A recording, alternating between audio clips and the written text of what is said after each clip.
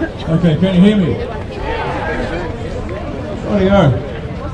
This is the second one. Last week was outstanding. Who was here last week? Just a show of hands. I love it. You keep the pressure on, correct? We stay until we win, is that right?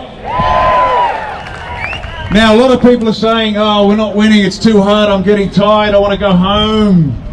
I want to go home, it's too hard.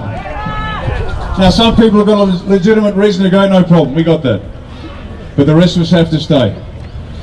Now, we are winning. For those who can know what to look for, we are winning. The signs are there, you've just got to see it. You're not going to get a news flash saying, oh, by the way, Freedom Fighters winning, corporate bastards losing. Not going to happen. Now, who saw the message, potential message, I'm not going to say it definitively was, who saw the message from Donald J. Trump as we were marching up the road? You didn't see it. Who saw a C-130J fly exactly along our path and then do an arcing left-hand corner over the Parliament? Now, a gentleman came up behind me and said, here's the track he's been following since he took off. And it came straight from his point of origin, up our path, around Parliament, straight back home again. That plane had no purpose other than to let you know, and I've mentioned this before, we do what we do with our modest capabilities, and there are much more powerful international forces at play that are working with us to help us win.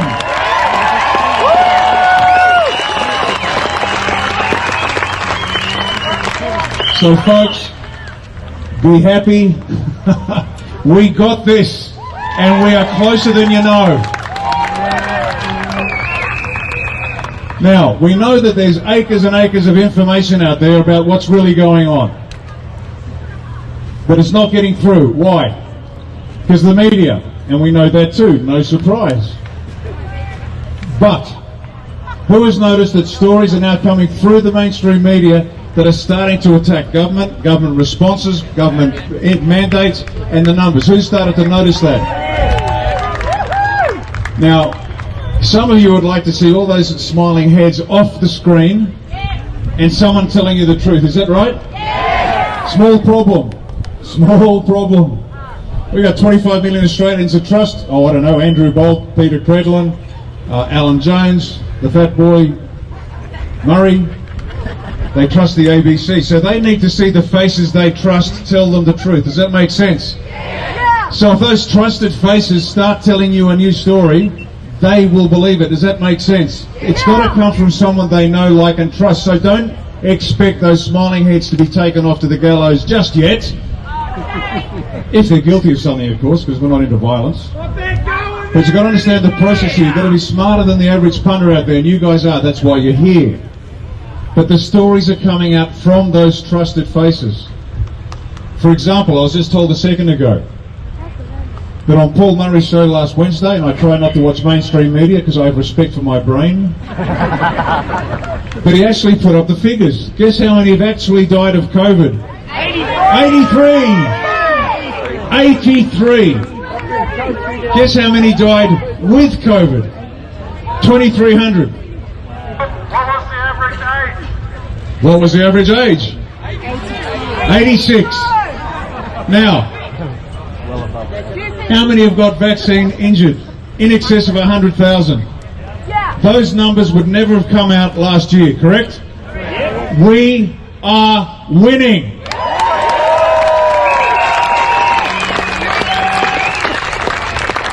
You've got to know how the game is played, and when you know how the game is played, you'll start to see the truth come out.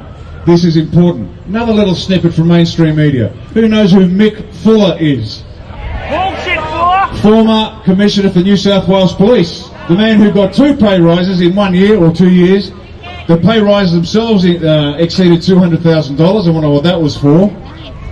Now, we know that if they were still in charge, Mick Fuller would still be Commissioner for the New South Wales Police Force, correct? But he's not. We've got Commissioner Karen. Karen. And it doesn't matter how good or bad Commissioner Karen is, because the Assistant Commissioner is going to make sure she does what they tell her. Does that make sense? Or more importantly, she does what the Masonic filth tell her to do. But Fuller's gone. Now we know that. That's old news, Bosi. Tell us something new, okay? Mick Fuller went for a job on the board of Racing New South Wales. Or Racing, whatever it was. And he was knocked back. Now, in the old regime, he wouldn't have been knocked back, he'd be on the board. Now, this is a man, I'm not suggesting he did anything wrong at all. There's no suggestion he did anything wrong. But he's a part owner and a horse trained by a bloke who was a serial doper. Nothing to see here, folks.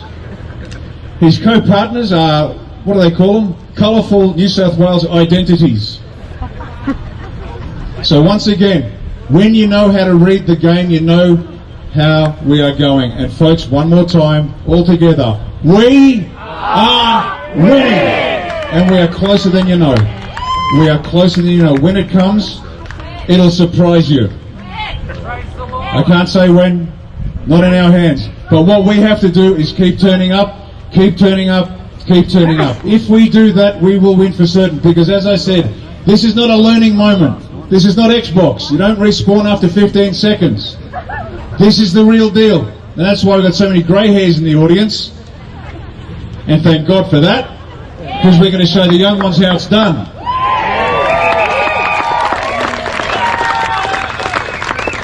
Either we win or we die. It's as serious as that. We either win or we die. Because as you were told, come back on the 29th, come back on the 29th, like the siren song. And we said nothing at the time because we wanted them to reveal themselves to you. Because if we got up here and said these are bad people, you'd go, oh, you're just being political. No, we're not. We allowed them to reveal themselves to you so you can make your own mind up. Because we're big fans of you making your own minds up. Everybody else wants you to follow them. We want you to make up your own mind. We want you to decide for yourself on the balance of probabilities what is the best course of action, make a decision and own that decision. If it works, great. And if it doesn't work and it fails, then you make another decision. Fall down 7 times, stand up 8. This is how we come of age politically in Australia. That's what we must do as individuals. Every one of us must make up our own mind about how we wish to be governed and by whom. When we do that as individuals, we come together collectively and we save the country. How does that sound?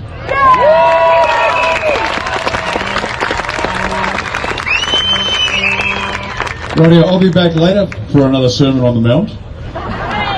But I'll be explaining a few more things to you so you get the insights that I get when I'm watching what's going on, and you can understand better who the players are and how we work the system. But I'll be back later. Ladies and gentlemen, thank you so much for coming.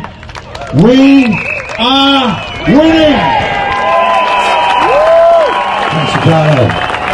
I know. I'll just explain.